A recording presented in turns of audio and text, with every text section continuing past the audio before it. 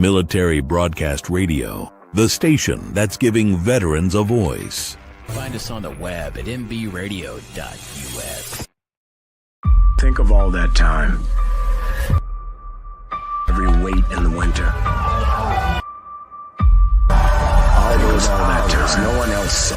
Every sprint in the summer. Think of every sacrifice. Early mornings on the levee. Late nights in the film room. Bus rides to playoff games. Every bump in the road. Every moment of ecstasy. Every moment of doubt. Years wondering, is it all worth it? It's all led to this. Man, I got this. It's a 60-minute drive for a 60-minute game. After all the miles we've traveled, we're almost there. After all the hours we've worked, one more can make us legends. After all that time, this is our time.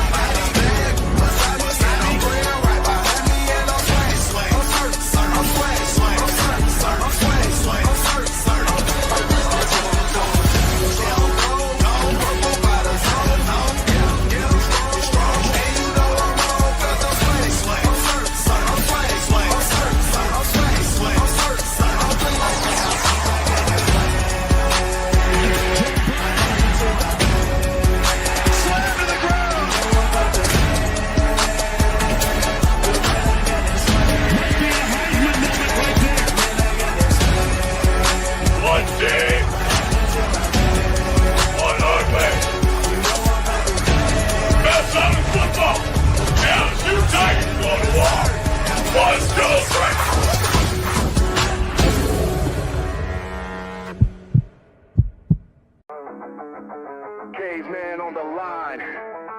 HG got the stats. No filters, no suits, just facts on blast. He seems like no nonsense guy. Like re-emphasize that for the Saints fans out there on TikTok. Caveman. What did you just say? The rebuild starts right now. Marshawn Lattimore's gone, so the defense, like we're not getting any better. To the left, got the edge and grind. We break it all Get it into down Smith. like What a pass! That's it! Dorian Smith with the game winner! Oh my goodness! And that is why you have Aaron Fry pass the ball in. We roar from the base to the backfield floor. No filters, no fake control. It's a real year. Like you have you have the best quarterback in the league, arguably, the best wide receiver in the league, and you've got the best edge rusher in terms of total sacks in the season. You're 4-7, and your playoff chances are hanging on by it. HG on deck, stats loaded and primed. Reading the field. Let's make it interesting. We're making it interesting. Come on. Give us the freaking one. Breaking down ball like a heat wave blade. Oh, no! Oh, no. For the business! He's not for the business. We see through the hype. Call out the feed.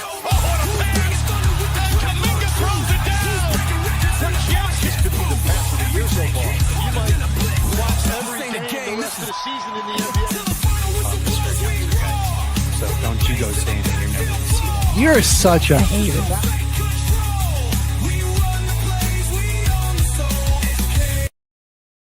The station where our veterans' voices are heard, MBR Talk.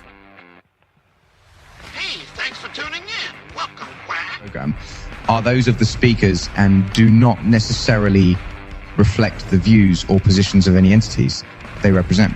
Find us on the web at nbradio.us. For your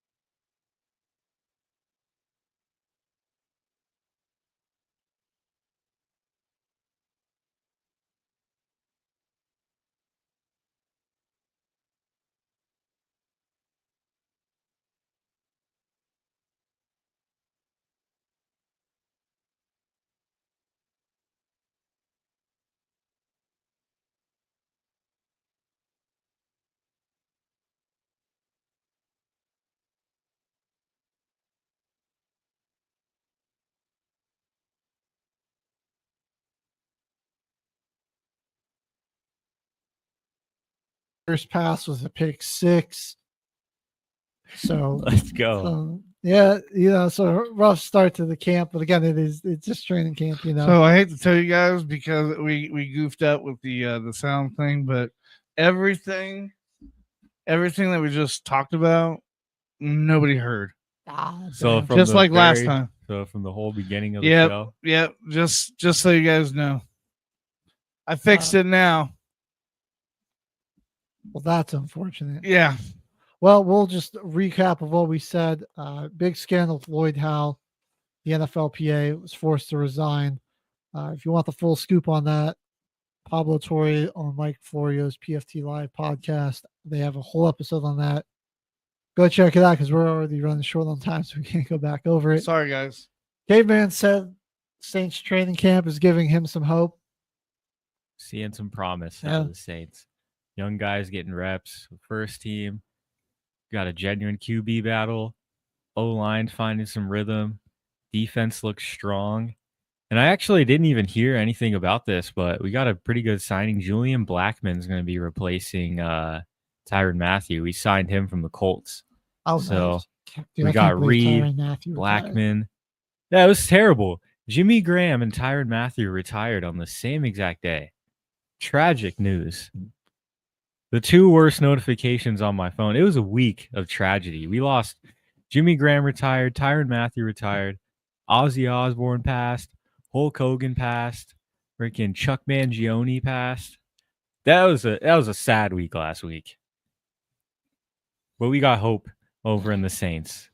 Down there in NOLA. And a nice big re-signing from Cortland Sutton over in Denver. That's what we do know. I'm hyped about that. Their training camp. I think well-deserved, man. He's been pretty much the only consistently good part of our offense for like the past 4 years. He makes these big catches. He's got tons of touchdowns. Some of the best hands, maybe the best hands in the league. I mean, he's had some of the most insane catches over these past few seasons. And he's just been a steady, reliable number 1 option. I think he really could have one of his best seasons of his career now that the offense is more flushed out and loaded up. And there's, more, we finally have, a respectable tight end and some solid depth at the wide receiver and running back position and a promising quarterback. So it might be it's probably a good thing that we paid him now because he could like $92 million over 4 years isn't crazy, but they're like considering like maybe we waited and then he really pops off and then that price jumps up. So good move on the front office paying him now. Some injuries that have been going around. So a couple of guys out for the year. Kader Coho, really promising young corner for the Dolphins, was probably going to be, I was actually really expecting him to have a good season just because of how, limited Miami's defensive depth is that I really thought he was just going to get a chance to shine, like Ramsey's gone. I mean, the rest of their CBs aren't very good, but I thought he was pretty good last year. And I thought he was going to have a really good season and not have a lot of players, taking the spotlight from him away on that defense. But unfortunately, a knee injury, he's going to be done for the year. Then the Browns lost Martin Emerson, the cornerback for them. He's not as high up on the depth chart as Coho is, but obviously Cleveland's got a lot of issues. What's his face? Isaiah Likely is going to probably miss 4 to 6 weeks. Man, he's got a foot fracture. Chance he might be back before that, but he won't be ready to go. He might not be ready to go come week 1.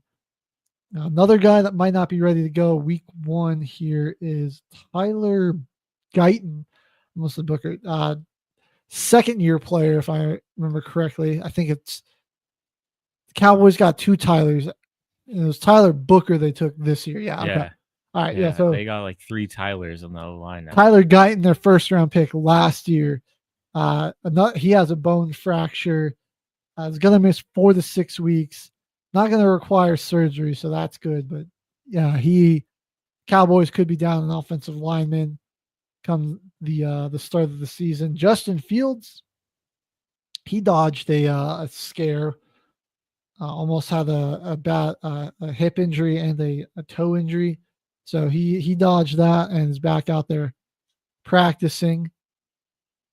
Let's see here. Okay.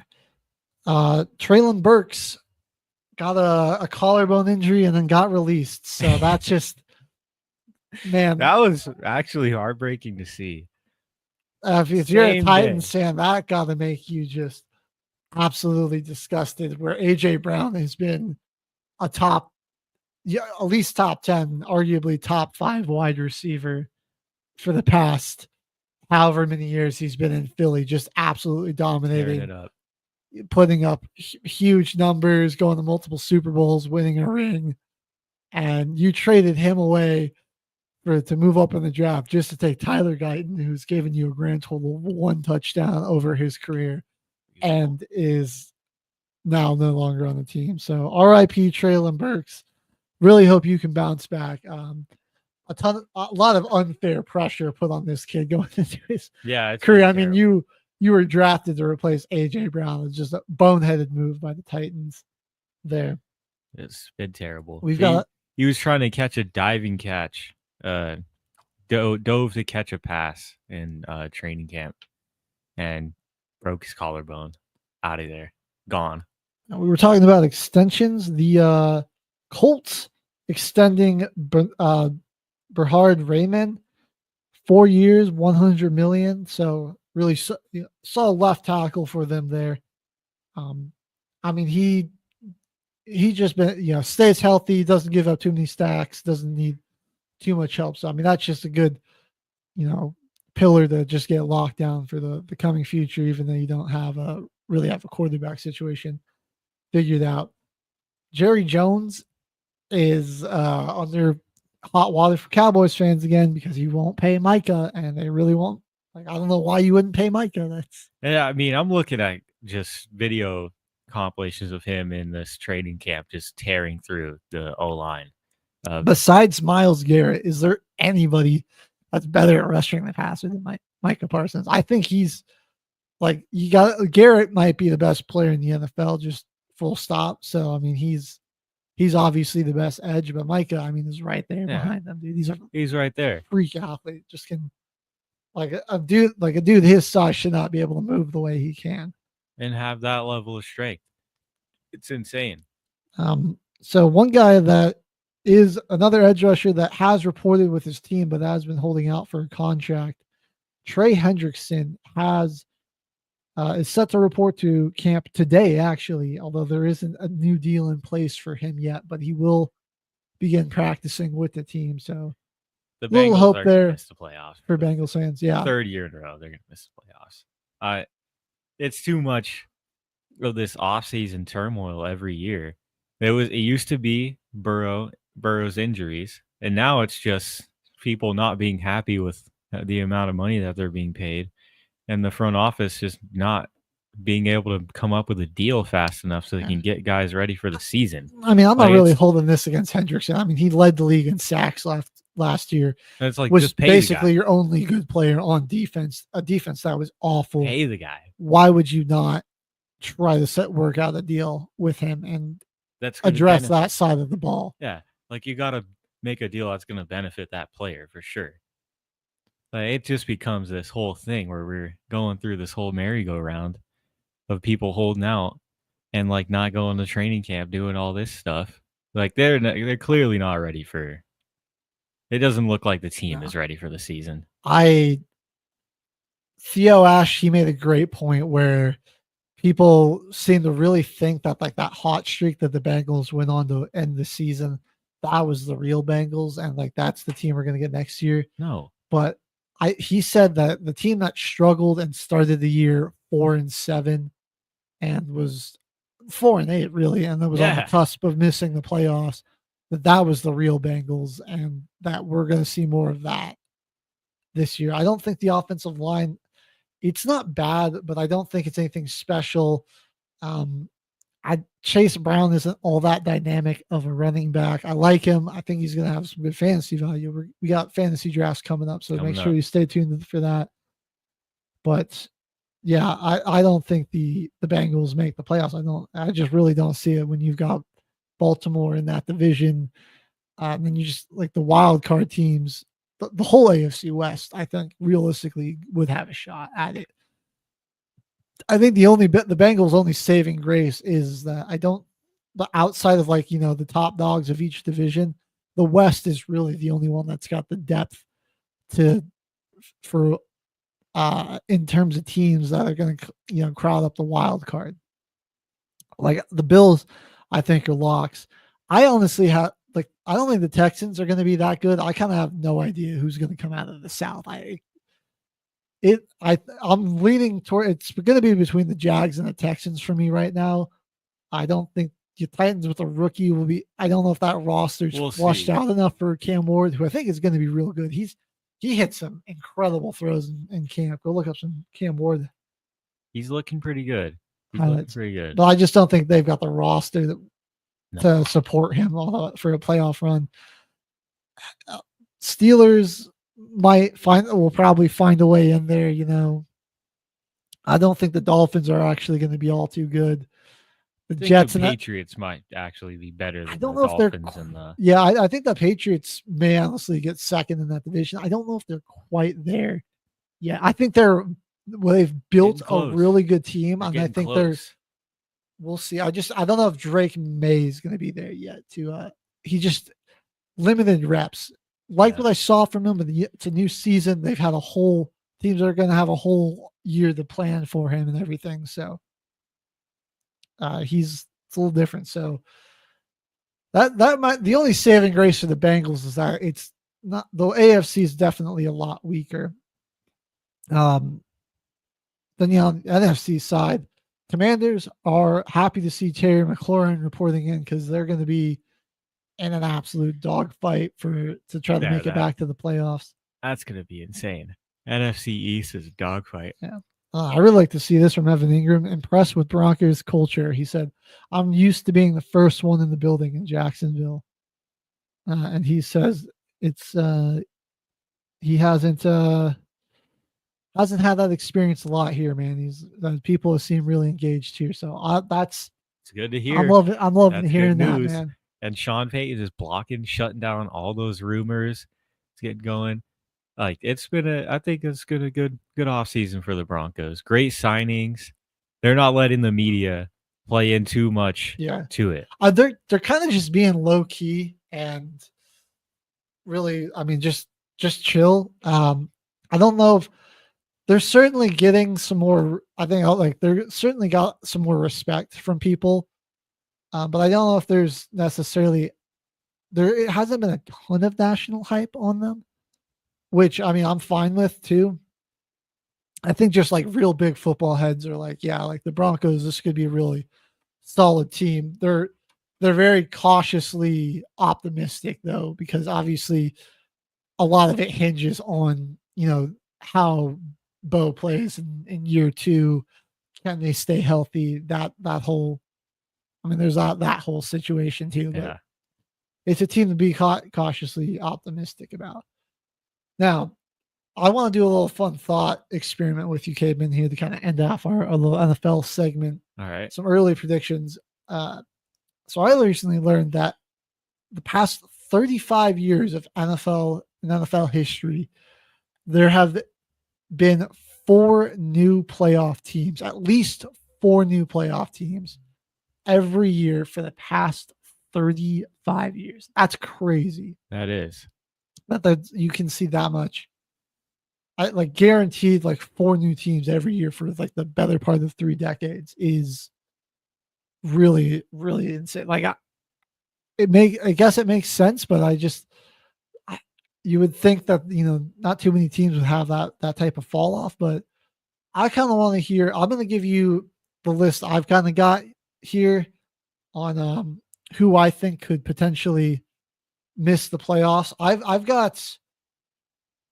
going to give you, I think it's, if I remember correctly, I've got actually 6 total who I think I wouldn't be crazy surprised if they miss 3 AFC, 3 NFC.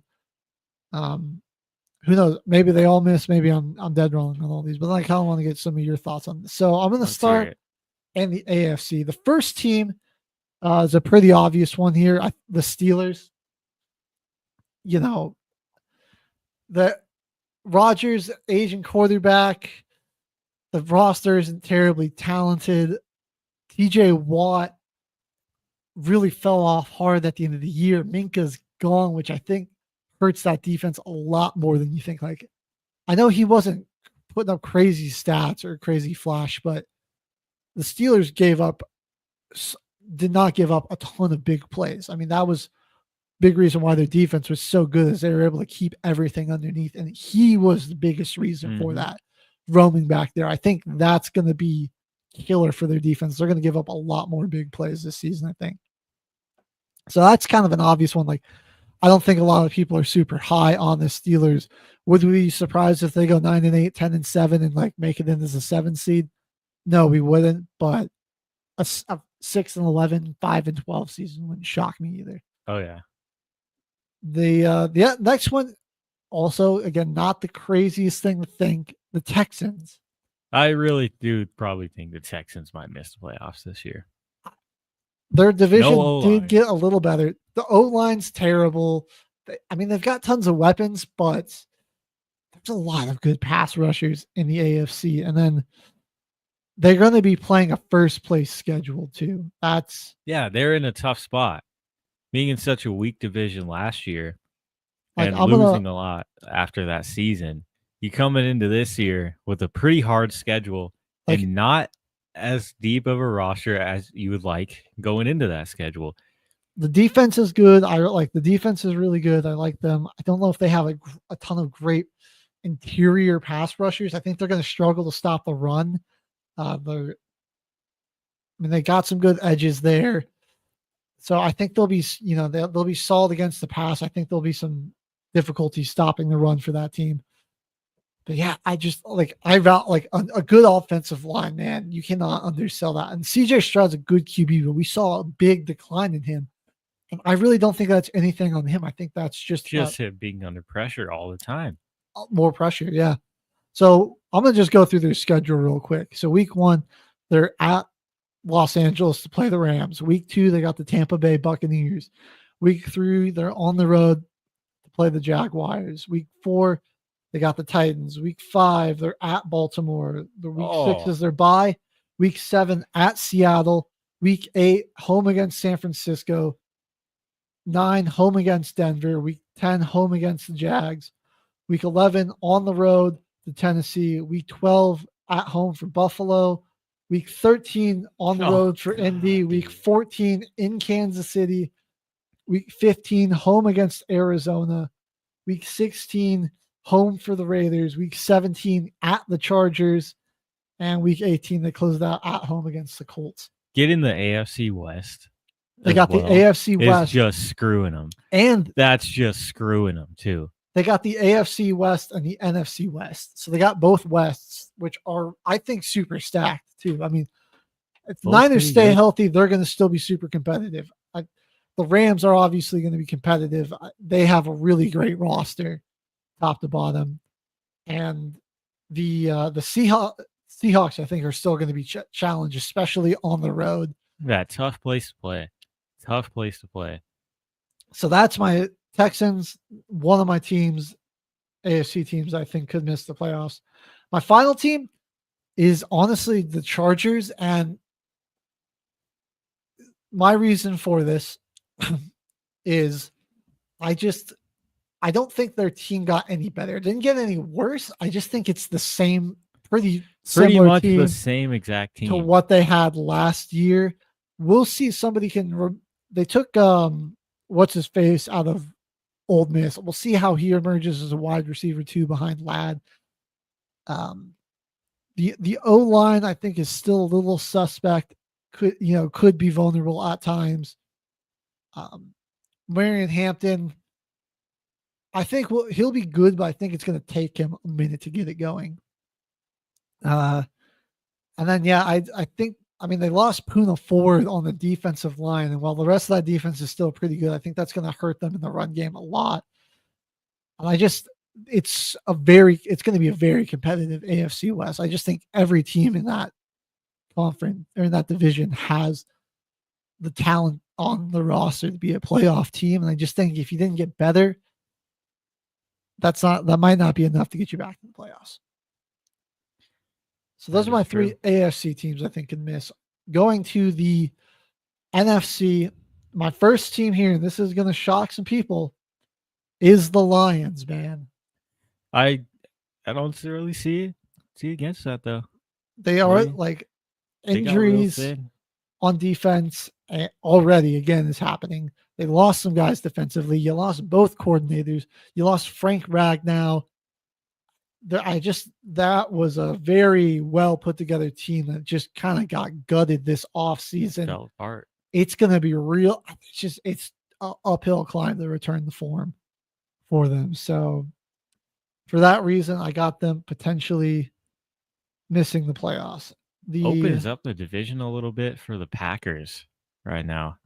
Exactly. I mean, we'll see what happens, but looks like they're in the driver's seat. The next team I've got here is the Vikings, and this is just because we have no idea what we're going to get with JJ McCarthy. He's in a great situation. He is in a great situation, and I almost want to leave him off of this list because of that. But they were in last year. They were in, and I think just that rookie quarterback variable, what could happen there is a reason that they could miss. And then, honestly, I think the Bucs, there is a chance that they don't make that, just because I think Carolina and Atlanta are going to be a lot better this season. The Bucs got off to a slow start. It didn't hurt them a ton because they didn't have a super competitive division to deal with. I don't think they're going to be able. It's going to be a little bit more fun here now. I don't think they're going to be able to get off to a start like that.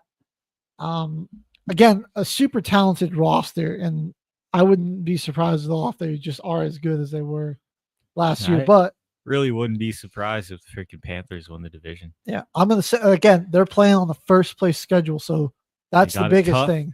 Tough year. We'll go through their schedule real quick. So we got week 1 at Atlanta, week 2 at Houston, week 3 home against the Jets, week 4 home against the Eagles, week 5 they got to go at Seattle, week 6 home against San Fran, week 7 on the road against the Lions, week 8 in New Orleans. That's a loss.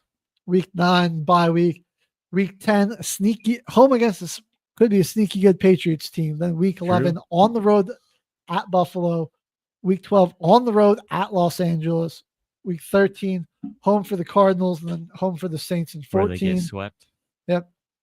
Home in 15 against the Falcons, 16 on the road against Carolina, 17 on the road against Miami, 18 at home against Carolina. So if they can come out of the first 11 weeks 6-5, something like that, probably like 5-5, around 500, because that's, say, coming out of week 12, I think the rest of the season it's a little easier for them to come out. So I don't know if they can somehow make it through their first 12 weeks with only 4 losses, they've got a better chance, but that's going to be it.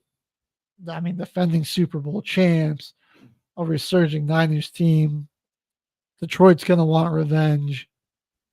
The Bills are a powerhouse. The Rams are a powerhouse. Going to be tough. So those are my 3 teams in each conference that I think could miss the playoffs. Early predictions. Anybody you would add to that list here, Caveman? Bengals, for sure. Gonna miss again. 3rd year in a row they're gonna miss. Honestly, Commanders. Commanders.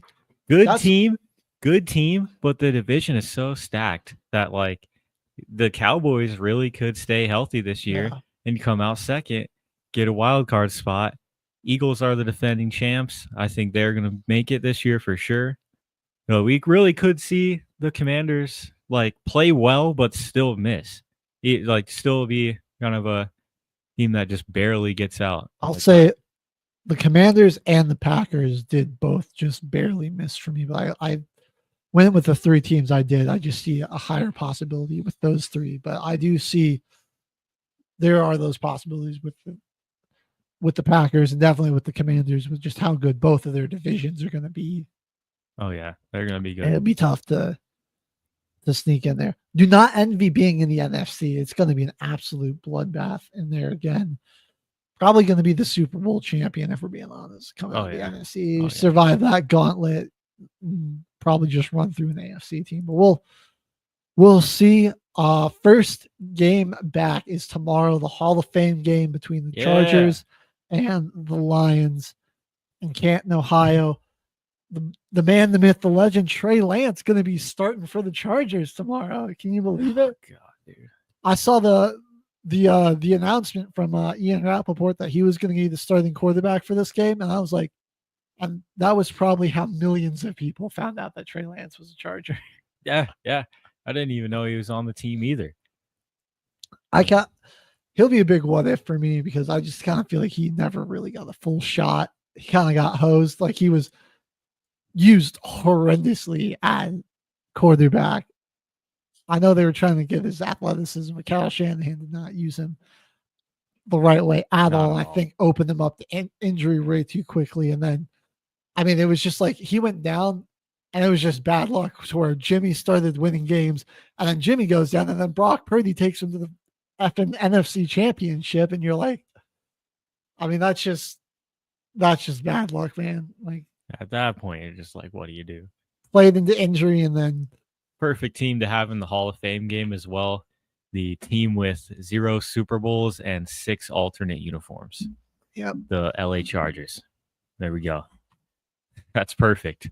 And I hope they wear those bright mustard highlighter yellow jerseys. Dude, they simultaneously have like a top 5 best alternate jersey and like a bottom 5 worst alternate jersey because they got those navy blue, the navy blues. Those are clean. Those look and then sick. They pop out with those the bright highlighter. The highlighter mark. Those are gonna look. LA Sun home game on a Sunday afternoon. No way. I'm like, that's gonna be too bright. That's not gonna look good on TV at all. Yeah, at least that's an indoor stadium. I'm like, maybe you just wear them for a night game and see if the lights. That's the only time you can wear them. We'll see, man. I don't know. I'll be interesting to see who they wear those against. They are ugly though. All right, but it's coming up on 45, so it's about time for us to hit our first break. When we come back, we're going to have a raisin update for me on MLB and the Rockies runs, as well as some updates on what's going on in the season, WNBA season, getting into the thick of it, and fantasy football mock draft. If you know where you're drafting, tell us. Drop it in the comments. Drop it in the comments. We will run a mock draft from your position.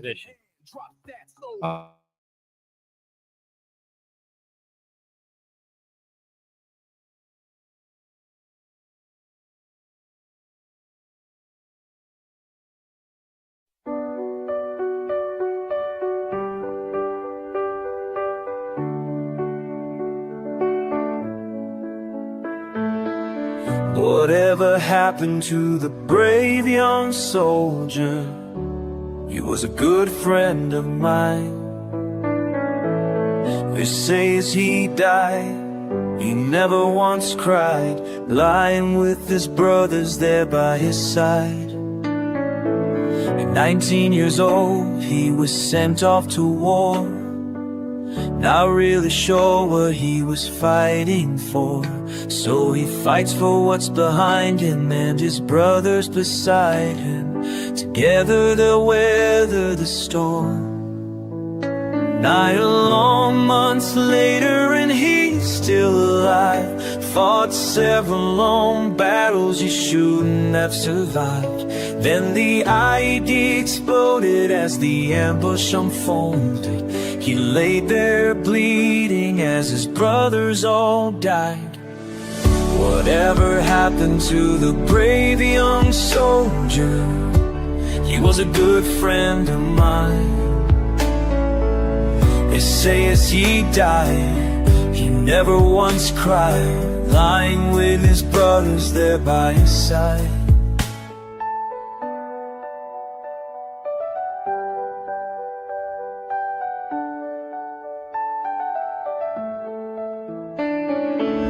Reinforcements arrived in the nick of time.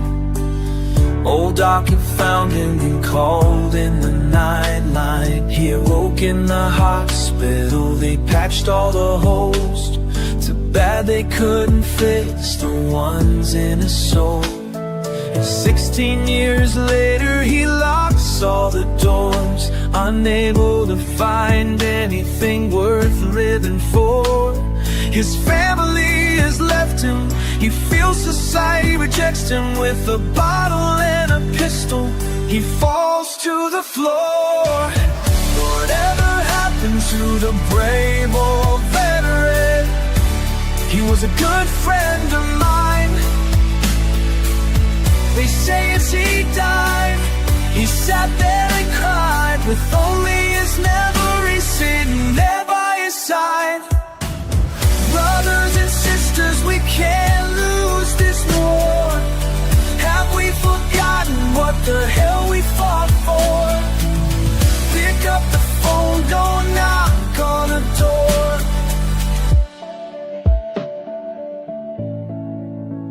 22 too many, we must carry on, fighting these battles until they are won. We know that we walk on the edge of a knife, but one simple call can save a life. Whatever happened to the brave old veteran? He was a good friend of mine.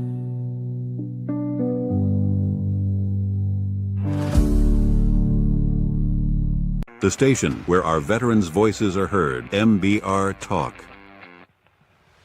Hey, thanks for tuning in. Welcome, Quack. Program are those of the speakers and do not necessarily reflect the views or positions of any entities they represent.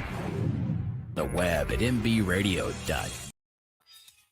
We're looking live at Till the Final Whistle. Hopefully we got sound. Yeah, we got sound. We got MLB Raisin and Runs update. They're still just about as bad. Yeah, well, in classic Rockies fashion, they get their very first shutout of the year, which was awesome because they had a day off and then they got a shutout. I'm like, this is going to be a solid week. I mean, they're not going to give out too many runs. I'm not going to have to eat too many. And then 2 days later, on Saturday, they lose 18-0 against the Orioles. The Orioles are freaking terrible this year, and they lost 18-0. And they ended up giving up 44 runs. Although I will say Baltimore has been putting up some runs these past few weeks. I don't know. They got a couple of 11-run games back against the – or no, they lost by 11 runs. I think you're probably reading that wrong. But they had a 18-run game against the Rockies and then 11 runs and then 16 runs against the Blue Jays. So they've just been kind of putting up some runs this week, I guess.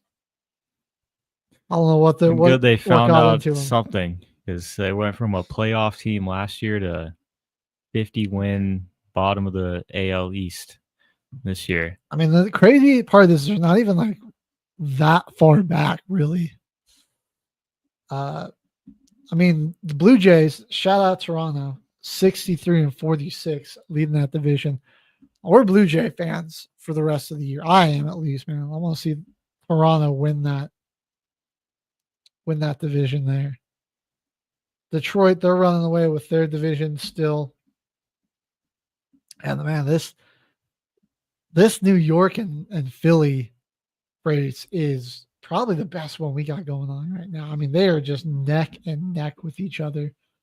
The Mets just edging out the Phillies right now. I know Bryce Harper, he's been hurt. They're still hanging around with New York, man. 62-46 to 61-46. that is going to be the race to watch down the stretch here. Although not to be outdone, I think the Brewers and the Cubs really are going to have a really good race as well here. I mean, Brewers at 64 wins, the Cubs at 62. They're neck and neck for that first place spot there. Who's going to win it? Who's going to win the division? Who's going to be the wild card? I can't wait to see. But 44 runs the Rockies gave up this week. We're going to do this in 2 batches. So I got 22 raisins right here. We're just going to get it down the hatch. You saw Kyle's comment, right? We're adding 6. Might add 30 minutes down post show. We are down at trade deadline of the MLB. It's heading to the home stretch, ending on Thursday at 6 p.m. And the Rockies traded away third baseman Ryan McMahon to the Yankees. Something that was kind of tragic to see because all we gained out of it was 2 young prospects. And we got one of our best hitters is now gone onto the Yankees. So kind of a classic Rockies move. Build up a player, get him in a good spot where they can make some good money in the league. And trade him to a contender. They're traded to a contender just like that. For young prospects. More guys that we can build up and trade away to contenders. Yeah. The cycle of mediocrity continues in freaking Colorado for this might be, I don't know, maybe this is a controversial take, but I don't know. This might be top 5 worst run sports teams ever. Definitely is. I don't like globally. At least in American sports, this has got to be like a bottom 5 run team in the in all of American sports. There's a lot of different sporting clubs worldwide, so that might have to deal with like more corruption and everything. So I don't know. Globally, I don't want to say that, but we are definitely in witnessing American sports. A huge downfall right now. Oh, just with no like hope or horizon in sight. Just none at all. It's just gonna get worse. Josh Naylor landing with the Mariners. That was a big trade there too. So I don't know if that's gonna do a whole lot for Seattle, where they're at in the standings. But putting together, I mean, even if it doesn't help them this year, it's building on the future. I think that's a team with a lot of potential and upside, and we'll see. Now, who are the big names that are circulating right now? We got Eugenio Suarez, Dylan Cease, Luis Robert Jr., usual suspects there. Where could those guys go? I feel like Robert Jr. is not going to get traded yet, but the other 2 probably will. There's a lot of teams right now. They kind of have to be willing to trade some people that have multiple years of control to make some moves here. And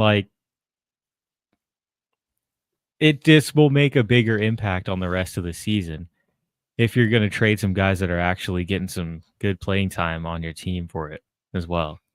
The Blue Jays looking like at least like they want one reliever. They got Sir Anthony Dominguez from the Orioles. So it's looking like they're trying to just fill out the rest of their lineup there in the bullpen. And the Astros, I mean, I think they kind of are looking to address a starting pitcher situation. That's true. I don't think they're particularly strong there. Could we see Houston make a big move? Looking at their standings right now, they're really, really, really competing. Only 4 games ahead of Seattle. Rangers are kind of right in there. AOS, a little bit of competition right now. They haven't fully ran away with it. Yeah, phone lines are open 720-619-0627. Tell us what you think. You're listening or watching. Tell us what you think. Another team I think is looking for a reliever here. We got the Phillies. Great. I love the infield defense. Love the pitching rotation, or not the batting rotation. But some of those games are getting a little closer to them late because they don't have the greatest relief pitchers. And then I think with how close of a race they've got and how soon their window's closing, gotta imagine that they're going to make one more big move. Who they'll go for, that I don't know, but they got to make a move, and I think Chicago having a good season, but I think if they might want to try to make one more move. They're kind of going to need someone. This article here, they're kind of frail when they get behind, when they're after Justin Steele. So it could be frontline starting pitcher again for another team here, Cubs. Yeah, exactly. The rumbling with them is it's like Joe Ryan or Dylan Cease. Maybe they'll work something out for Merle Kelly. I think that's who their favorite option is. They really need just a move for a frontline pitcher. It might be too much, but I mean, I wouldn't hate if they could find another slugger too necessarily, but that wouldn't be bad for them. I think I don't know if they'll be able to pull off both, but pitcher should definitely be their first priority. And it kind of looks like that's same story for the Cubs, Phillies, Yankees, Mariners, Astros, kind of looking to fill out their bullpen or just have a guy that can really start for them and lock it down come to the postseason. Right now, the teams that are in the best spot were really the most prominent to deal players. Diamondbacks and the Rays. I think both of these teams certainly talented, but you don't. A wild card spot just seems is going to be really hard for them to capture, and even so, like you might be looking at the first round exit, so they might be playing for the future here because they've got good team, like they're up and coming teams. So maybe you just you taper back a bit this season and load up for next year in the future to really put yourself in the spot to be competitive. I like that especially a lot for the Rays. I think the Rays starting to surge a little bit, but where exactly are they at in their standings? If you don't mind me, they're 500 right now, 54 and 54. Red Sox jumped them a little bit here. So that's in the East. East is pretty tough. So I mean, like Yankees and Blue Jays are having good seasons. The Red Sox certainly aren't bad. So it's certainly a tougher race for them down there. And I think they could just load it up and be prepared to really. Yeah, they could just make a trade and get ready for the next season to have a push. I could see the Yankees having a fall off next year. The Orioles struggle to return to form. Same thing with the Red Sox not being super good, and so like that could kind of open the door. The door might be more open for them next year, where they're looking. And it's just like the same thing with the Diamondbacks. You got the Dodgers, the Giants, the Padres all ahead of you. It's just that's a lot to try to keep up with. And obviously, I don't know if the door is going to be more open for you next year, but with how many runs they give up and how bad their pitching is, it's just you're probably like, even if you can sneak in, you're not going to go far with how many runs they give up in the game. It's just not going to happen like that. But I don't know. Is there anybody else big that you think we might see on the chopping block here before the deadline moves along? They're kind of really all the top guys.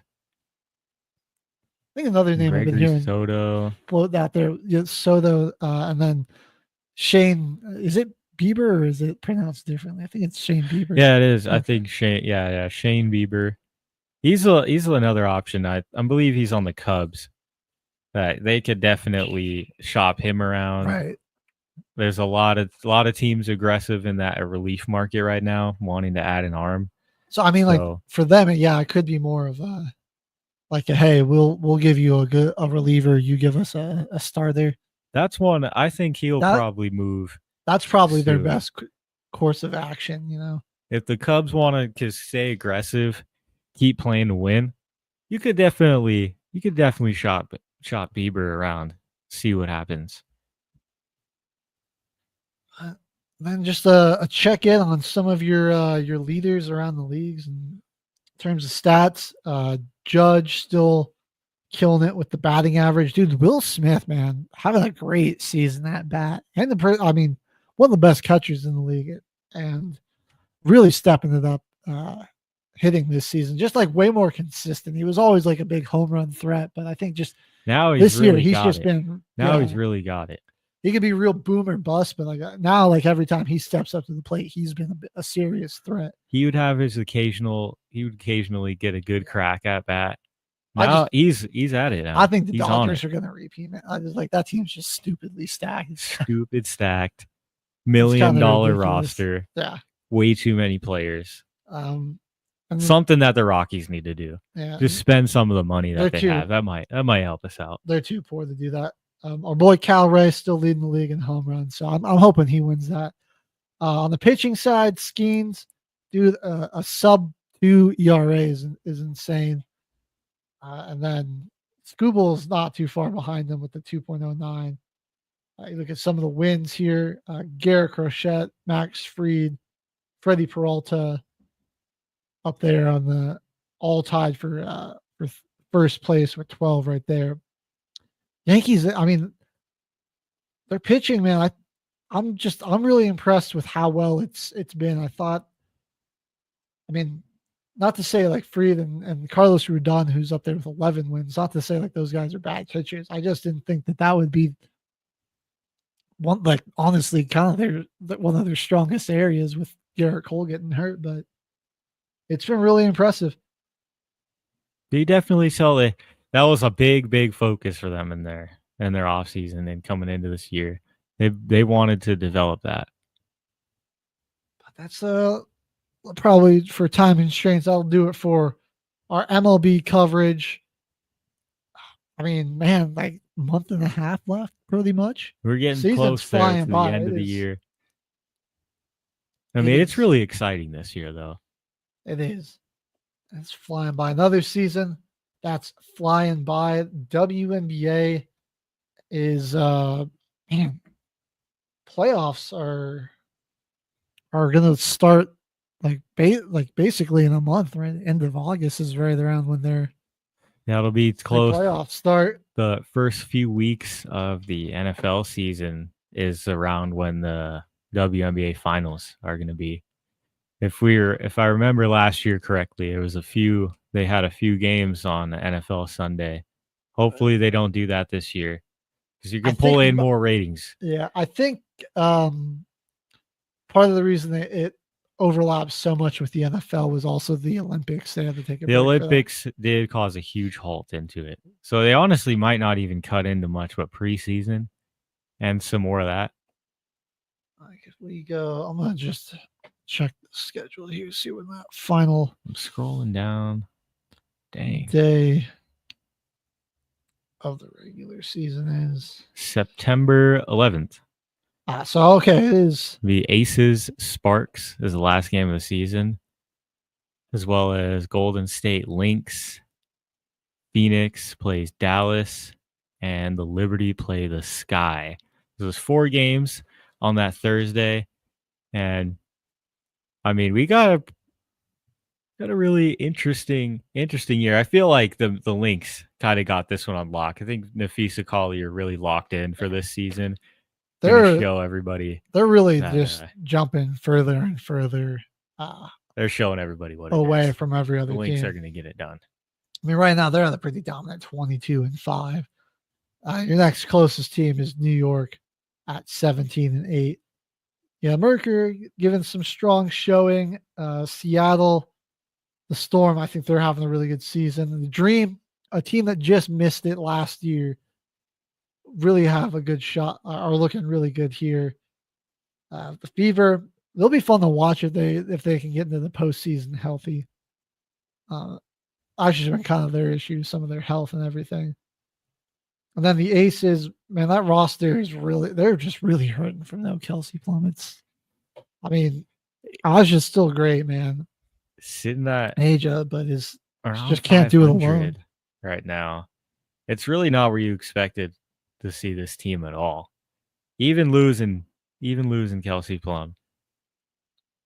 Yeah, because they got what's her name, Jackie Young, and they still have two pretty so Chelsea guards. Gray, I think is her name. Yeah, as well. Like I'm like I thought they were a really deep team at the guard position, but nope. Apparently not, because I mean, Aja's just doing almost everything. Her usual, for him. Yeah, 22, averaging 22, 9, 3, and then like basically 2 steals and 2 blocks a game. So, I don't know. It's every last thing that the team needs. She's doing it. They'll be fun to watch. I think it'll be a team that you can see. They'll rise up a bit in the postseason here, but I just can't see them going very deep. I mean, they might be out round 1 because you're looking at, like, you could be looking at potentially playing like Minnesota round 1 if you're not careful here. That's not a team that you want to face. That's how you knocked out of the first round of the playoffs right there. Play against Minnesota. 7th, so yeah, you might get the Liberty instead. Even still, that's tough. That's tough. Ionescu, Stewart, another tough roster right there. They got like maybe the best starting 5 in the league. I think Minnesota's just better, has a really good starting 5 and better depth overall there too. Yeah, we're just break down some of the leaders in the league here. Like obviously Collier is killing it, leading the league in points, going for that scoring title and MVP. I mean, I don't know who else would get it if not her. Kelsey Plum on her new home on the Sparks. Man, I'm averaging 20. Could you imagine if her and Aja were on the same team? That would be insane. Yeah, man. And then Kelsey Mitchell really taking a big leap for Indiana this year. She's averaging 20. Ionescu rounding out your top 5 scorers. And then, miss grab my own miss, Angel Reeves, leading the league in rebounds. I mean, to be fair, it's defensive rebounds. She's averaging 12. Aja's up there. The Kiki Arafin, super impressive rookie. Her and Citron. Yeah, dude, they're just 28, pounds 22. Dude. Like, they're scoring 2 and top 5 scorers in the league right now. Kiki, top 5 rebounder in the league. They're doing super good. So, I mean, Kiki's going to be 3-point legend this year. Yeah, Kiki's I think going to be just an absolute menace in the paint and on the boards as she develops. And then, yeah, Citron is electric from 3. Who's some of your best rim protectors? This is where I like for Seattle is Azzy Nagborgor or Nabigor is just a force around the rim. Great rim protector there. Asia leading the league in blocks per game. And Collier's up there in the top 5 though as well. 3-pointers, kind of a down year from Ionescu. Only averaging like 2.5 per game, which is wild. But Ryan Howard, man, remember the name, dude. Ryan Howard, special She's gonna be special guard. Gonna be there. that Atlanta team's number one scoring option. I think so here pretty soon. I think they gotta start building that team around her. Dude, this Atlanta's a team that I really do think more than anybody's got the chance to surprise some people. I just really like what they got there. I love the combination. Ryan Howard, Alicia Gray, Jordan Canada. Like it's such an exciting guard trio. Oh, maybe the Aces might have. Did they have Chelsea Gray or Alicia Gray? It was Chelsea Gray. Okay. I was gonna say maybe they did lose a little bit of their depth, but no, Aces, you have no excuses. And then what's her Brittany Griner rather coming in and kind of filling in that role as a more of a backup big off the bench, but still playing some good minutes. And I think she's just really less focused on scoring and just more on the defense and the rebounding. And it's been good for them. So Breonna Jones, criminally underrated forward. And then I think like off the bench, Tiana Paupau's looked really good for them as a rookie. Like Maya Caldwell, potential 6th Woman of the Year candidate right there. Oz Hillman, she's been super solid for him as well. So it's a team that I just really like. I think they could definitely cause some problems and surprise some people. So I would keep an eye on the Dream. If you're looking for a dark horse, that's a dark horse team for you right there. Did just recently go into Minnesota and beat the Lynx. Yeah. And that most recent Atlanta Dream game that you're checking out there against the Golden State Valkyries, just speaking of those two teams, the most hilarious stoppage in professional sports history during this game. Right. We're in crunch time. It's 77-77. We're in the final 2 minutes of this fourth quarter of the game. 75, right? 75 with like 2 minutes left in this game. I think it was less than that. Even less. Yeah. Eyes are glued to the court. Everybody is watching this game. It's coming down to the wire. It's great basketball for the league and just for everybody there. And out of nowhere, in the middle of the screen, is a bright yellow object flies out onto the court. And everybody's attention completely stops. The game comes to a full stoppage in the middle. The security surrounds it. Lo and behold, somebody freaking threw a sex toy onto the court in the middle of a WNBA game. Through a bright lime green dildo. Crunch time in a WNBA game, throwing their dildo on the court. How'd you even get it in the first place? Why you have that on you? Wild. What are you doing? And you know what? And just probably the last thing you'd hope to stop the game for. What's crazy too, that's not the first time somebody's thrown a dildo onto a field or court during a live sporting event, because somebody did it in Buffalo for a Bills Patriots game. That was the OG. That was immediately what I thought. Oh, I remember that. They called it the Bildo. That incident. That one was more anatomically correct, at least in coloring as well too. So yeah, just why what's wrong with y'all? Why are we throwing? Come on now.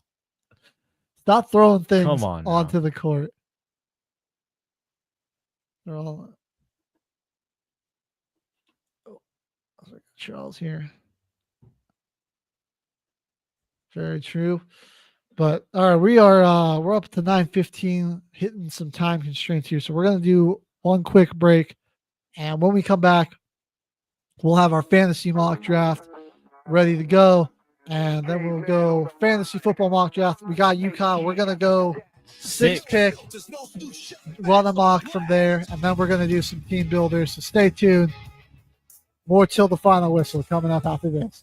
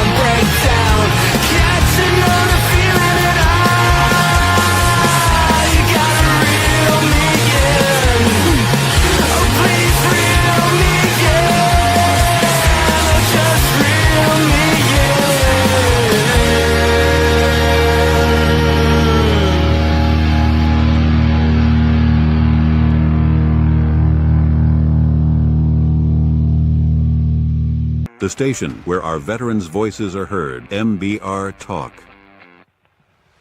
Hey, thanks for tuning in. Welcome, Quack. Program are those of the speakers and do not necessarily reflect the views or positions of any entities they represent. The web at nbradio.u. We are looking live at Till the Final Whistle, everybody. We've got some NFL mock drafts to do for fantasy football. We're going from Kyle's position at number 6 in the draft. Let's get right into it here. We're just going to try and get through as much of it as we can for you. All right, so you can kind of see here what we got. PPR, snake, standard type. These are the positions we're taking. So boom. I don't know if that's exactly how your team does it, Kyle, but we can. That's what we're going with here. So here we go at pick 6. Okay. As you can see, here are our options. Kind of feeling CD Lamb right there. I really Honestly, think CD. I think he's gonna have high feeling this year. Dak's healthy. I think the run game's a lot better for Dallas. George Pickens is there, so I mean he's going to get a lot more opportunities. Was very productive despite poor and kind of revolving play at the quarterback position last season. I think it's time. CD's a lock there. This is a good chance to take on him, man. He's a top 3 receiver in the league too. Yeah, Cowboys get too much hate. I mean, I might like if you're asking me CD Lamb or who I take over him. I mean, I'd probably just say Jamar Chase and Justin Jefferson. I don't know if there's anybody else I'm taking over CD. Yeah, seriously. All right. Pick number 2. I mean, if you're feeling froggy, you go for Trey McBride, but like right here, dude. That's the guy. Come on, this is he's gonna have freaking 2 touchdowns one of those games against the Saints. The receiving upside with him, and I think Rashad White probably taking on a smaller role. Don't get me wrong. I like Ladd here, but I don't know about drafting 2 receivers back to back and waiting on running backs to fall. Bucky's going to have he's going to have a great year. He's going to have a super productive year. The offensive line is still just as good as last season. All right, now here we are. Okay. Tyreek. I'm cautious on Tyreek. I want to pump the brakes on that one. I'm cautious. He burned me really bad last year. I'm fading Tyreek. See some of our quarterback options here. Baker. Running backs JD. Here. I mean, let's see what the running backs we got here. I actually don't hate T. Higgins. I know it only says 13% here, but come on now. They got Devontae Puka is going to be option 2. The Puka. I mean, he did tear it up. He had like a near 200-yard game, and when he was healthy, still showed elite route running and great top end speed. Making his job easier for the vet. Right, with a better quarterback throwing him the football. I think T. Higgins or Devontae would be your best option right here. We're going to go with Devontae for our team. I think T. Higgins is also. T. Higgins, great. Just as good as an option, though. Absolutely. All right. Now, kind of look at where we're at. See, past on Jaden Daniels, who I'm very high on him. I would want. I don't hate Hurts here. I'm also okay maybe waiting and going to fill in our running back position. Just get Dak still available. Let's see what we got running back here. I like K9. Swift. I do really like K9. I don't know about that one. Swift is I don't know about that one. Yeah. About who? K9 or Swift? Swift. K9 probably. Swift. I think that I would probably in this situation, Kyle, I would either go Hurts or K. Head and grab K9. But those are your 2 best options right there. And now, boom. Early in the year, he gets a lot of carries early in the year. I mean, we roll back around. We can hit Joe Burrow. Get Joe Burrow here. I know he's going to have to put up stats. Like, that's just going to be, and he's still got the best wide receiver tandem in the league. And, I mean, the the offensive line is just good enough for Burrow to really I think that's be able to tear it up. I like go there. perfect. Oh, bam. So I mean, we got a good. We're rounding it out pretty well here. Good All right, starting now we need to lineup. get a flex and or a tight end. Let's see what we got tight end wise. Joku, Who's available? Andrew. I like Kraft. It's like Kraft. I feel like we Well, can that's wait. I think we get can him wait a later. bit You can get and him get later. Kraft. So I don't think he'll quite jump off the board. So in PPR, I would usually go for getting a third receiver. Let's see what we got running back wise here. Take a flyer on the rookie. I just kind of think him and Jalen Johnson. Warren are gonna It's gonna cannibalize each other, dude. That's not a great spot here. I like Aaron Jones in that offense. Getting a bit old. I would honestly probably take him here. He honestly going might with the running get back. the ball a lot this year. I'm not. He might get hurt because how much he's getting the ball. I don't hate like Flowers at this spot. I would just probably. I just feel a little. He's a little too inconsistent here to maybe take. I would like him at a this flex, spot. but it's like he's really like their wide receiver one. So I get what you're saying there. I would really like to actually pick him there, though. I think in this situation, I Go also don't hate Jones. Brian here, but I think That's we'll not go. bad. I think we'll go with Aaron Jones. All right. Brian Robinson might be a bit of a reach, but I think it's also a good situation for him where there's upside there. And then if you want to go the receiver out, I would take Zay. But in this situation, we're going to go Let's get Jones. with Aaron Jones. Let's here. get Jones. On to our next pick. All right, so now I think maybe we round out our wide receivers a bit. Maybe go for that tight end. I mean, I think we can. nobody came still off the wait board. on I think we Kraft. can give it another round I before we think go we for can Kraft. wait on there. We're definitely targeting Tucker Kraft. We got our eyes on him. I think we go for another receiver here. I don't know. What do you think about your boy, Chris Olave? I'm just Honestly, the whole Dolphins offense susses me out. I just don't think I think they're going to be dramatically inconsistent. And like Waddle was not very good last season. to my heart's content, I think that Rashid Shaheed is going to have a better year than Chris Olave, and I definitely think that we can wait if we really wanted to. So I mean, to try. I think I'm not jazzed about any of these guys. Bit of a reach, but crazy upside here, and we have a pretty elite wide receiver core right here. Take Travis Hunter. I think that's a fun pick. I like Travis Hunter right there. That's a fun pick. I don't hate Calvin Ridley isn't bad though. I don't. If you're in this situation, I also don't hate going with Njoku here. I think that would be true. I don't think Ridley's in a bad spot.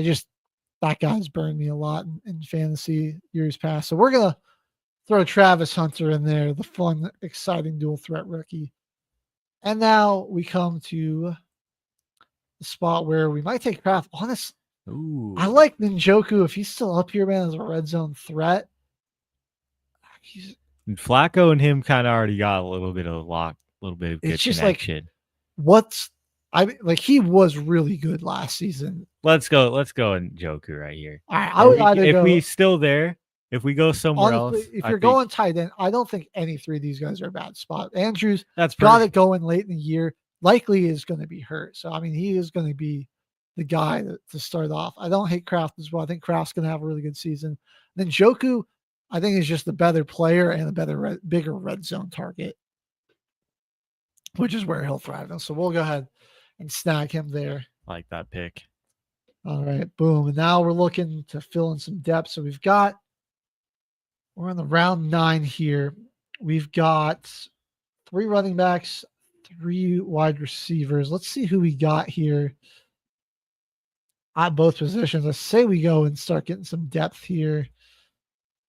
It's really jumping off the page for me at the moment. Over here, Jacoby Meyer. I kind of don't hate Jacoby Myers, man. I think this guy been a rock solid flex option despite pretty much his entire career playing with abhorrent quarterback play. I mean, Geno Smith is probably the best QB this guy's ever had, and he has, despite that, been very solid. I think this is good value for him here. Honestly, I like it. Especially when we don't need him to like we have really good receivers right now too. And I mean, I think he's just good, more added depth that will honestly work his way into our lineup. And look at that. Saying his value at pick 82. We got them at 102. There we go. All right. Look at that. I like to have a good backup QB just in case. I don't like to risk it too much. But I think we can kind of wait a bit still. Available. Jordan Love is there. Still available. Stroud still up there. Yeah. We got running back wise. I don't know about Eckler, man. He's getting old.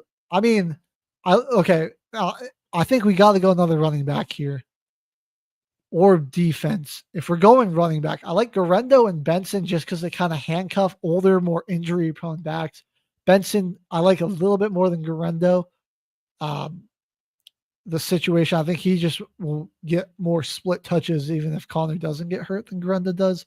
But I mean, with CMC's injury issues, I mean, Garendo really filled in. So I would say we go with either one of those two, or see we got defense, or I mean, we just maybe go for the best. That's overall defense available. Nothing wrong with that. I don't hate it here at this spot. I like the depth we've got, where I think we've got some like solid, pretty much constant starters at running back, plus a good option to fill in for them when they're on bye. Yeah, I think we just go here, and I mean, having a really good defense that's not going to give up a ton of points every week is incredibly valuable in fantasy football. And now, look at that. Still there. Our boy Benson drops to us here. I think I feel a little bit better taking him at this spot. So you get a good defense. You start rounding out some of that running back depth. I like Benson. He's a very intriguing prospect. That's good. I think he's got his floor isn't too exciting, and it could be pretty low, but I think the ceiling is super high with this one. A guy that you could stash, and like he might be a bit of a waiting project, but I think late in the year, not like super late, but like as the season progresses, you're going to see his usage go up and up and up. All right, we got two wide receivers on the bench and a running back. So we got 4 RBs and 5 wide receivers overall. Check out the QBs. Let's see what the QB spot is. Wow. I mean, everybody's still there. I mean, I kind of like taking Dak as the backup, but I mean, I feel like we might be able to wait just simply because. Another tight end. I'm just checking out what we got here. Don't do it. Don't draft Kyle Pitts. It's like running back to an abusive ex. What if like this TikTok I saw? This girl was like, when she kept like, she was telling a story about how she kept going back to her ex. Like she took him back 4 times and he cheated on her again and again and again. Like all 4 times she took him back, he cheated. And that's what drafting Kyle Pitts is. It's really it's what it feels like. To keep forgiving a serial cheater or serial abuser. Like let's not. Likely like that. A bit of a stasher. Keep in mind you will be hurt. When's our guy's current bye week though? 9, likely 7. Boom, boom, boom. There. I mean, I know we just took an RB, but maybe rounding it out and just getting us even on the running back end. Dowdle though, I like Dowdle right here. It is really Dowdle's not bad. Pick. I don't at this position. I wouldn't be super stoked taking any of these guys. Christian Kirk is in a way too crowded wide receiver room. I would avoid him. That's way too crowded. There's Collins, Tank Dell's going to get healthy. They drafted 2 wide receivers. There's too much going on there. I would stay away from that. I like that. I think Dowdle, man, be a pretty solid pick there. Because I don't think Chuba is going to get all the carries. I think it's going to be a pretty 50-50 here. Dowdle's the bigger back. He's going to probably get more red zone touches. I like it there. We still got 2 more picks available, so we can still get that backup QB. So we got 3 picks up still. There we go. Yeah. So we obviously still need a kicker. I always take a kicker in the last round. That'll be the last one. My Last time we got here. Jake Elliott. Literally pretty perfect kicker. I mean, I like the Drake May is low-key got some decent dual threat ability. I like Jordan Love a lot too. Stat it up. Tougher, gonna probably have a little bit of a tougher schedule, tougher division. Drake May is intriguing. I would probably go with Jordan Love though. I think just the more proven commodity. I mean, either of these guys, despite unless something tragic happens, will probably only go into the starting lineup when Joe Burrow is on bye. We're going to go with Love here. Love there. Get our backup quarterback with one of our last picks here. Now we can go get a backup running back or wide receiver, potentially go for a backup tight end. What are you feeling, Caveman? I can, in this situation, I think all three are respectable. Do you want more wide receiver depth? Do you want more running back depth? I think, do you want to just have a backup tight end just in case? I could see wanting somebody to maybe switch out when Njoku has a tough matchup. That I don't hate that. That's what you're looking for. Look, I kind of like Zach Ertz, man. Zach Ertz there is a pretty good pick. At least just somebody to be a backup. I know he's old, but he's just still, he's very savvy. He knows how to find openings. I think he's just like PPR. He's going to get a lot of targets. Safety blanket for a still young quarterback. He's still the starter too. Right. And he was really productive.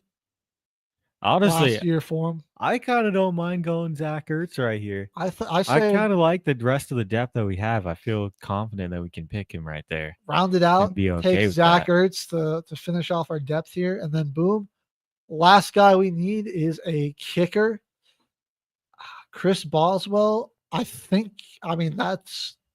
like that the best. I feel like the Steelers are going to be kicking a lot of field goals. That is not a very good offense. I think they'll big leg, super accurate, has the benefit of kicking in a really hard stadium to kick in. So McPherson, would say he might be kicking a lot, but he missed a lot last year. Yeah, he was really inconsistent.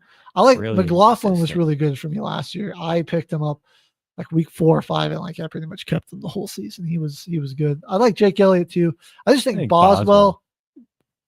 An offense that's good enough to get it into field goal range enough times, but bad enough to really sputter out without converting into too many touchdowns. Whereas I feel like all three of these guys. They won a game last year off of Chris Boswell's leg, didn't they? Yeah, they had 12, there were multiple games. Points. There was 2 games where he kicked 6 field goals, and those were the only points they scored. Their opener against the Falcons, and then they beat the Ravens in Pittsburgh doing the exact same thing. They held the Ravens to 16 points, and Boswell kicked 6. I think that enough kind of says it right So I there. think We right got to there, go yeah. with the guy, right? That's the perfect pick with where we're at. Bam. I think picking at 6 was kind of fun. It's a little tough being right in the middle there. You don't get any back-to-backs. You kind of just, it's a lot of waiting and seeing at pick 6. Let us know how we did, but this is the team we got at pick 6 here. Let's see in the comments. All right. I like this, man. I feel pretty good about this team. We're getting good value out of the bench. I think our riskiest pick is honestly K9, just because I'm not sure how many touches Charbonnet is going to get. I think Bucky Irving, he was the best rookie running back last year. Really set his role is definitely break stepped out. up in their offense. Then Njoku, super good red zone target.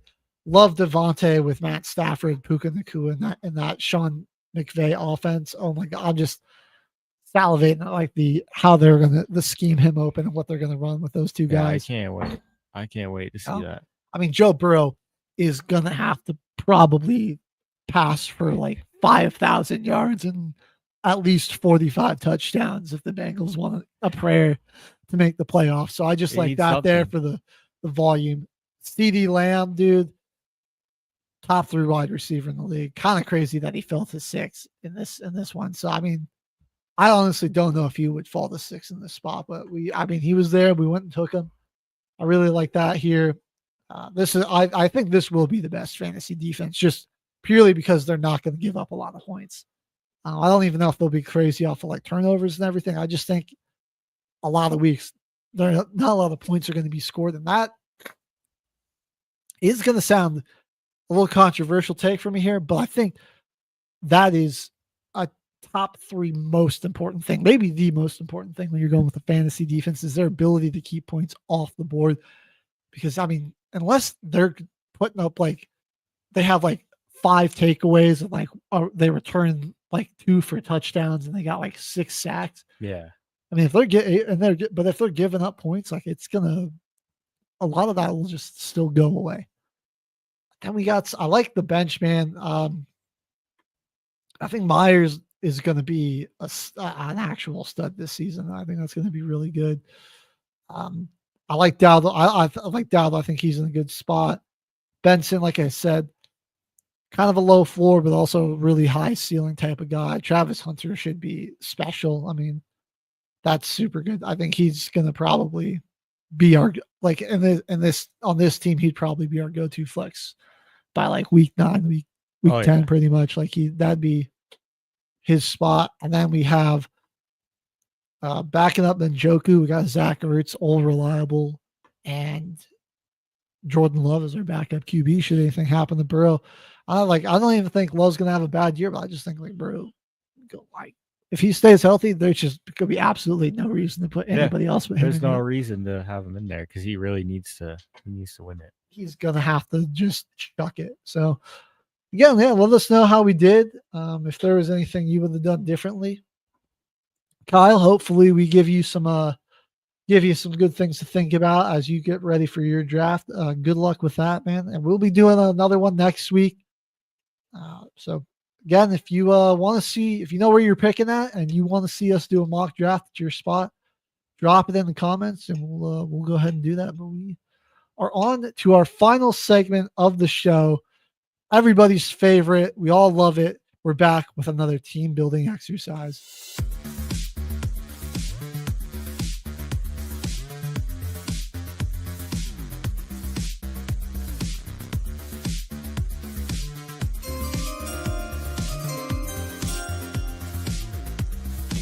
I'm putting together a special team. Let's do it. 1 million passing yards challenge. Last week, we started off so good and it just absolutely crushed us. Broke our hearts, man. We had such a good one going. I mean, it was very promising to start here. And then it got out of control here. What is going on with this thing? Why is it? Give me a second here, guys. Okay. Oh, well, I guess that does help. It just shows what team we got at the end. It's hidden until we get our team. So yeah, last week we got to 751,951. The Panthers. So already not a great start. What are we thinking here, Caveman? Do we go? I think it's the man Vinny, man. I think that's what we got to go here. Vinny, yeah. I'm gonna just again double check because I always forget, but I'm pretty sure he was a Panther. Like him, it's like I know him and Kerry Collins are the go-to journeyman just because of how many years they played. Yeah, so Vinny. Let's go with him. They both did play on the Panthers. I can never remember if it's one or both. Or we're gonna go with Vinny to start us out. I got Vinny the next spin going. That's going to be 46,233. All righty, let me. And it lands on the Cowboys. Low key, this one kind of sucks. I mean, I don't know if this is crazy, but like, isn't Andy Dalton like really the best option here? Unless I thought like not thinking of a journeyman. Like I mean like a historical team like the Cowboys, but they really never had like anybody put up crazy career stats as a passer.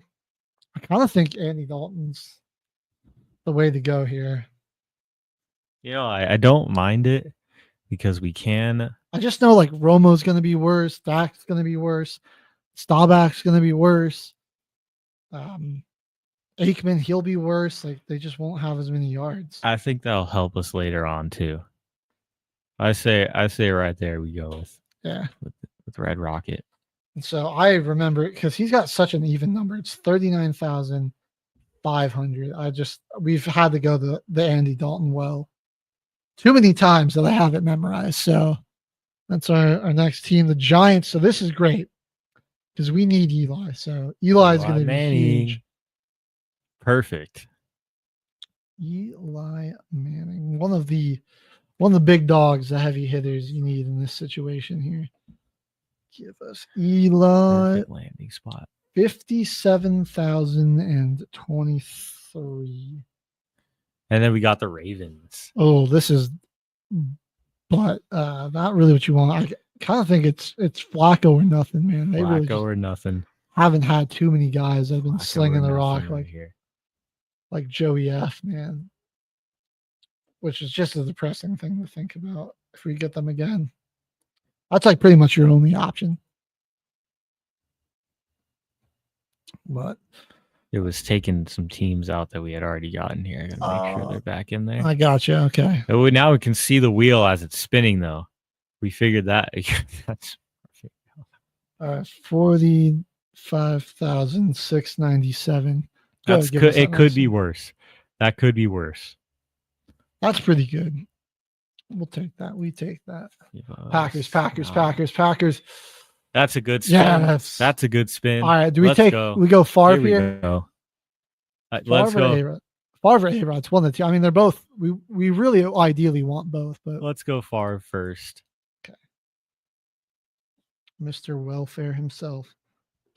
Taking away people's welfare money. Come on, Brett. Bro, it's for a good cause. All right, what's our next spin? Brett, 71,883. Adds a good 71,000 to our number here. Basically 72. Let's stop the spin. Yeah, that was weird. Who are we gonna get here, dude? Packers again? Oh, don't do the Panthers. Oh no.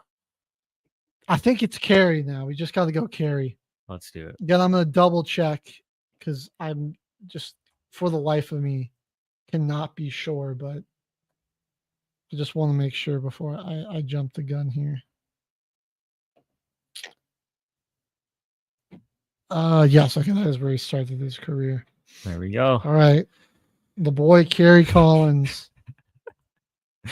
Awesome. We are really, that is just wonderful. Really dipping into the well. I'm not stoked about that.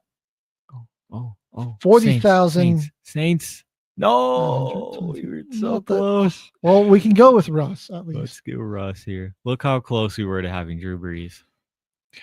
Look at this. Drew Brees would fix me on this challenge, man. I don't know. Like, have we gotten Drew at all, dude? Like, we got him once. Okay, we got like him and Brady once, Doggett, and like Manning twice. But look at that crap. Peyton, at least. We were that close. All right. Well, I'll take Mr. Unlimited. We'll get him on there. Mr. Unlimited definitely ain't bad. Dot the Ravens. Oh my God. Oh, we're screwed. Well, we got 46,135. Didn't we find out someone random had played for them at one point? I think that was actually the Chiefs. Because I know last week we. Oh yeah, you're right. We found out that Moon. Boomer. Oh yeah, Warren Moon. But we found out that Boomer Esiason played somewhere. I think that was the Cardinals. Oh, you're right. I think so. Dude. Yeah. All right. Do we got anyone want to drop a yo? Yeah, We got 3 strikes kinda here. desperately Give us need a a yo right now. Anybody want to give us a yo? Help the boys out. Give us a chance. If we don't get a yo, I'm thinking, It's a tough pick. dude, oh my god, like do we go Lamar? All right, bam. There we go. We got the yo. Appreciate it. Might have been from the H train, but we're gonna take it. All right, we only got 2 left, but I just the Ravens. That is so. Oh my god, we almost got them again. Do not give us the Panthers again. Packers, dude. That's this is like these wheels are insane. We might have to actually just start removing. Yeah, we might have to start taking teams off. This is insane. How are we even supposed to We've land basically on it? only gotten the Panthers and the Ravens. Gotten like the Giants twice. Oh man, this is Giants twice, Panthers 3 times, Packers. Oh, we can't go Andy Dalton, which sucks. So he took him. Come on. Do we got anybody random? Oh my god. Wow. Praise Thank up. you. All right. Thank We're gonna take that. Thank so you. Yes. because like Thank you. I know there's a couple of guys in like the low 30,000s we could take. Saints. Yes. Okay. Oh my goodness. So this is still on track. Like having to go to the Panthers again with a really. We're not fully out of it. Okay. We're not completely out of it. Drew Brees. This really gives us a fighting chance, man. 80,358. Let's go. Shout out Drew Brees, top 3 quarterback of all time. Let's be real. The Jets, A-Rod. How are we that close every time to landing on the Patriots? That is stupid. We will take Aaron Rodgers though. That's A-Rod. a pretty good. That's pivotal to pretty winning good the challenge. substitute for Brady. I mean, that's a good consolation prize. Not bad. Come on. That's 62,952. Falcons. Matt Ryan. Dude, all right. This is good. That's good. Pick number 9. So we got 62,952. All right. Matty Ryan. All right. He is, let's see. That's big. 62,700. Let's go. 92. Perfect. Bam, bam. Oh, we got here. No. Not the Jags. Oh, come dude. on. Can we eat like a Mark Brunell here? Because like it's been pretty mid in terms of Jacksonville quarterbacks. We did David Garrard in the past, and that didn't work out very well. I think Mark Brunell's the best. Let's try it. The best QB we got here. All right, man. Mark Brunell. Let's get it. Let's test it. Let's see what we can do.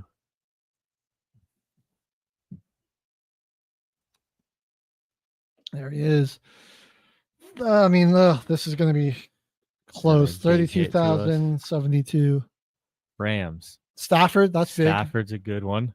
Let me get the Brunell in 32,000.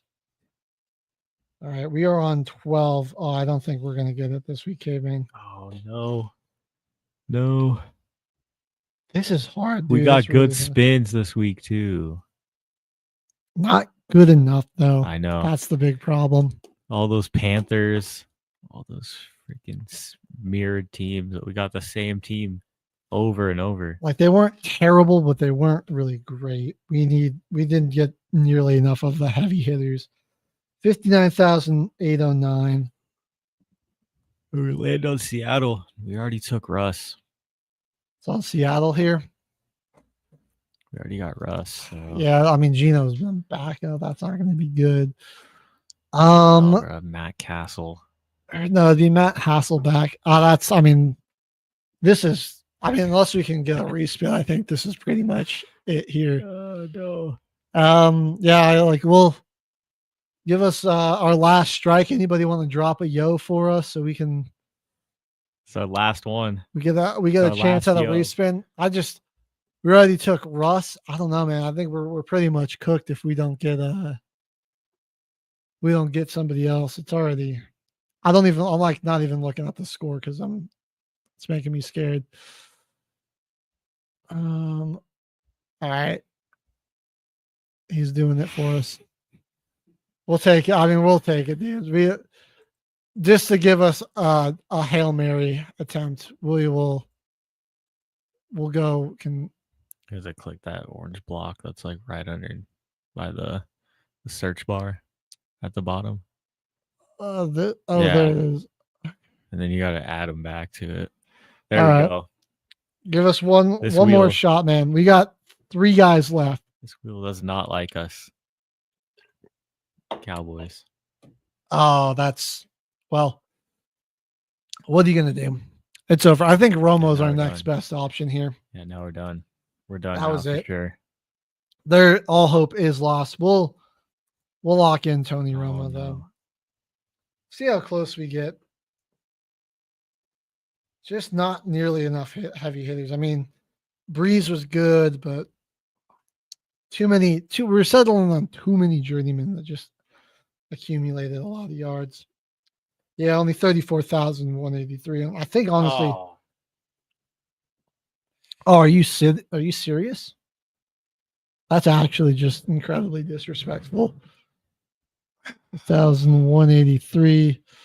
Yeah, we ain't gonna be. We're gonna be in like the 700,000s somewhere again. All right. Well, we took Aaron Rodgers. Come on. There's got to be somebody we're not thinking of here, right? Broadway Joey just ain't gonna have the shorter seasons, less pass oriented league. I mean, this could be fun. We just throw Chad Pennington on there. Let's do it. Let's get him on the list. We ain't winning it, so let's just throw him on there for. Let's get him on the list. The next QB we find is not going to have 300,000 passing yards, but we can get Brady. Oh, yay. Better late than never. There we go. All right. Wow, Pennington is god awful. We should never use him again. 17,000. Oh, man. 823. So that's not super good, but touchdown Tom, man. We got him. Screen share out of here, man. Get that out of here. That wheel did us completely dirty this week, man. Rough. Robbery. Rough. Robbery. 89,214. Yeah, we got Eli.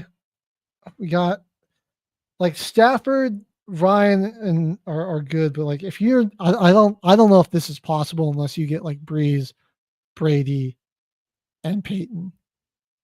And then you probably need at least Favre or like Ben Roethlisberger as well. I think because he's like 67,000 or something like that. So let's see. Let me add Brady's numbers here. 214. So a little better than last week. 786,551. I mean, besides Tony and Mark Brunell, I mean, we kind of just gave up with that Chad Pennington guess. So, but I mean, it's also the Jets. Like, who are you? Who are we going to go with? There's someone else that has like 3,000 more yards. It's not. Yeah, we're not really going to get too much more value out of it. It is really unfortunate. So let's see. I'm gonna look at the career passing leaders. The guys that we need to get. So I mean, like if you can get the top 4 of Brady, Breeze, Manning, and Favre, you've got a good chance. And then you want to hopefully get like Roethlisberger's up there, Phillip Rivers, A-Rod, Matt Ryan, Dan Marino, Matthew Stafford. That's the top 10. Eli, John Elway, Warren Moon, Fran Tarkenton. Okay, we got to keep Fran in mind. Oh, I don't even think about Fran, bro. bruh. Right, bro. He just stuck around too. Like he wasn't. He was good, but like he wasn't even really that good. So I just don't think about him. He's kind of a choker in the playoffs. We had the opportunity to get him. Did we? A few times. Not this wheel. But okay, yeah. In previous wheels. Did he play with anybody else other than? Like, oh my goodness. Go ahead. Got a little bit of an.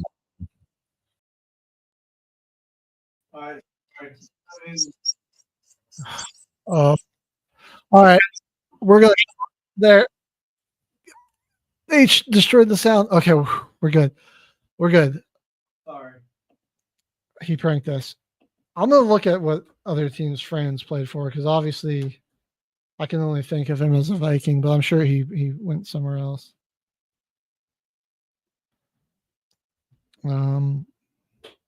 The Giants. Yeah, so he was a Giant too. So that's someone to keep in mind. Hey, we get the Giants a lot too. We do. We really a lot of weeks we get the Giants. Who else is in there that we don't really say a lot? We don't really think of a lot. I mean, Dan Fouts, Drew Bledsoe. We got Bledsoe once. 20. Kirk Cousins is 21st. Okay. Derek Carr, Kerry Collins.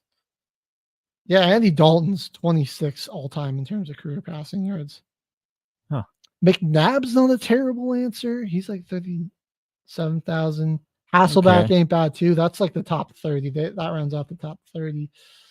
Boomer's up there. David Craig, man. Bro. Or is it Dave or David? Dave Craig, bro. Who is that? Dave Craig. With a K. Boy, hey man, he played. Oh, he was a Seahawks QB in the 80s, dude. That's where he's from. Okay. All right. That's not a terrible answer there, too. Okay, we got to keep that in mind. All right. I just couldn't. We got the Seahawks, and I was like, man, I was like, the guy who was their QB in the 80s, I just couldn't think of his name. Yeah, what the heck? I was like, I mean, he was solid. So he's up there. He was also a Chief, a Lion, a Cardinal, a Bear, an Oiler. So, I mean, we've got some options there with him, too. So, yeah, I mean, if we can hopefully keep it in the top 30, maybe the top 40, but like if we can keep it in the top 30, those are all guys with 36,500 or more. So Hasselback's the worst out of the top 30 with 36,638. So that's tough. I mean, Goff, I'm just learning Goff's not a bad answer. Jim Kelly. I didn't think Goff would be this honest. Actually, he's had a pretty productive career. Yeah, he's ahead of so his numbers will only go up. But yeah, gotta try. If we can hopefully keep it. If the worst we can pull is Ryan Tannehill, who's 36 all time, we might be okay. I feel like we haven't gotten Elway at all. Elway would be. Oh yeah, we haven't even. Could we count Elway with the Colts? We already have Peyton. They did technically draft him. I know. Then we're well. We got Drew Brees, Chargers. We could always get too. Yeah. But he actually got some time to play there. That's true. That's true. Yeah. The wheel screwed us this week. It's tough. It's killed us. We might. I don't know. Let us know. Do you think we should try this first with taking repeat teams off? Because that seems to be our biggest issue. Is we just get some wicked repeats. It's just force feeding us the same three teams. Panthers in one wheel spin. I'm like, how is players. This does not feel random? We've got like the same four teams. What's going on? It doesn't feel random at all. Let us know how we should do that. I feel like we're inching closer and closer. We're just gonna need a little bit of luck on their side. and just the continuing support of all our fans. But that's going to do it for another episode of Till the Final Whistle. We're running a little over today. We're going to call it here, and we will be back next week. More mock drafts, more team builder, more MLB, more WNBA. It's going to be a blast. Preseason recaps to start us off. We'll be back next week. I'm HG. We got Caveman to my right. H-Train on the sound. We'll see you next week. Ladies and gentlemen, thank you for tuning in to Military Broadcast Radio. As we wrap up today's show, we want to remind you that the podcast of today's episode will be available right after we go off the air. So if you missed any part of the show or want to listen again, be sure to check it out. And remember, we're here to support and honor our veterans. Your stories and experiences matter, and we are committed to giving you a platform to share them. That's right. We're here to give our veterans a voice. So don't forget to catch the podcast and stay connected with us, giving our veterans a voice.